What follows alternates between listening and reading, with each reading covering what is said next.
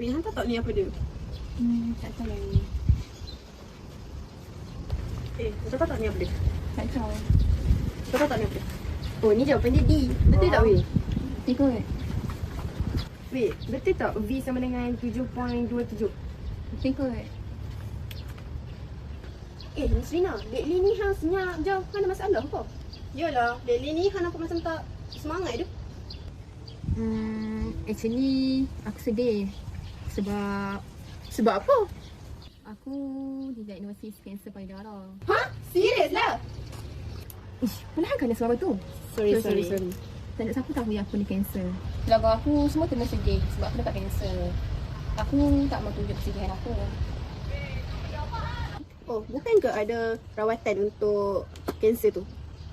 Ada, tapi tak pastilah berkesan ke tak.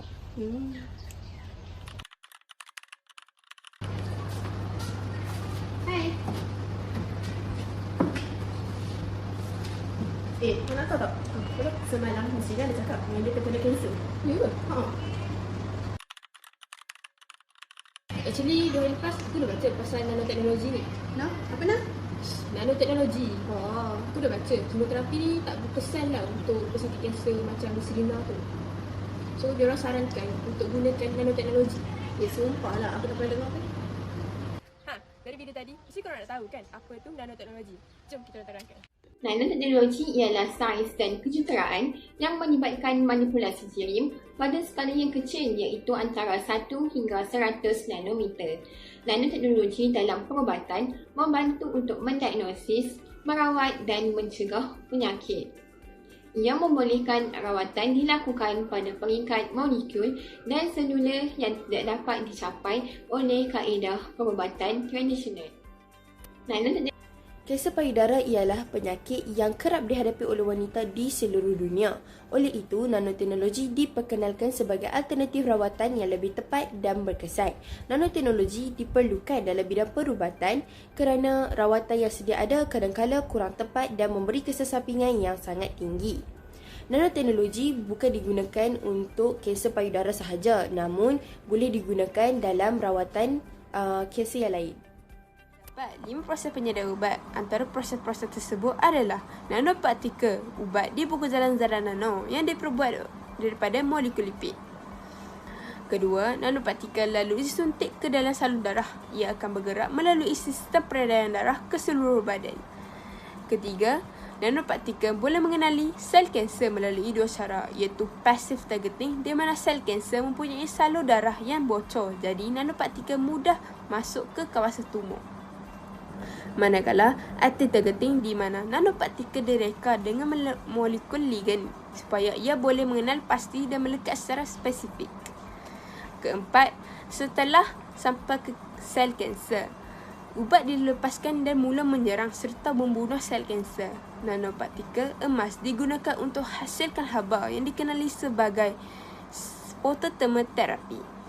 Kelima dan yang terakhir, setelah selesai, nanopartikel akan dihuraikan oleh badan melalui hati dan buah pinggang.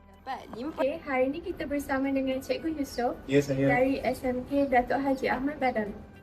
Adakah nanoteknologi memberi kesan positif kepada masa depan perubatan? Baik.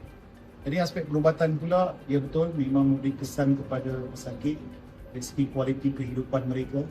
Terutamanya dalam tahun semakin maju ni, dunia penuh dengan permodenan kemajuan, diperlukan kepada nanoteknologi. Ini untuk meningkatkan keyakinan pesakit dalam merawat dan mencegah kepada penyakit-penyakit yang berbahaya seperti kanser. Dengan harapan mereka boleh terus sembuh dan hidup dan dikembalikan kepada kehidupan kesejahteraan. Terima kasih kepada Masih Baik, Cikgu sama-sama. untuk projek kami. Okay, good luck for your project. Sekian, terima kasih. Kepentingan dari aspek masyarakat ialah nanoteknologi dalam perubatan membantu golongan berisiko seperti warga emas, kanak-kanak dan pesakit kronik melalui rawatan yang lebih tepat dan selamat. Mengesan penyakit dengan lebih awal, membolehkan rawatan segera diberikan dan mengurangkan kebergantungan kepada penjagaan rapi.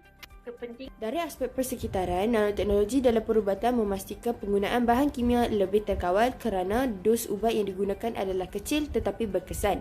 Hal ini dapat mengurangkan pencemaran bahan kimia ke alam sekitar sekaligus memelihara ekosistem dan juga kualiti air.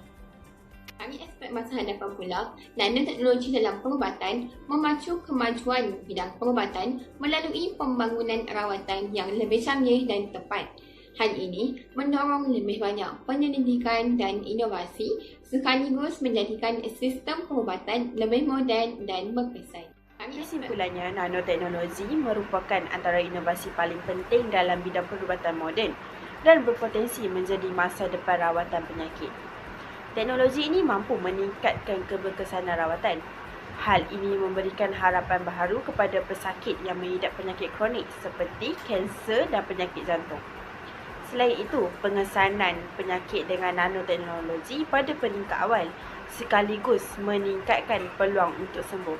Secara keseluruhannya, projek ini sangat penting kerana menyumbang kepada peningkatan kualiti hidup manusia dan perkembangan sistem kesihatan yang lebih maju. Kesimpulan.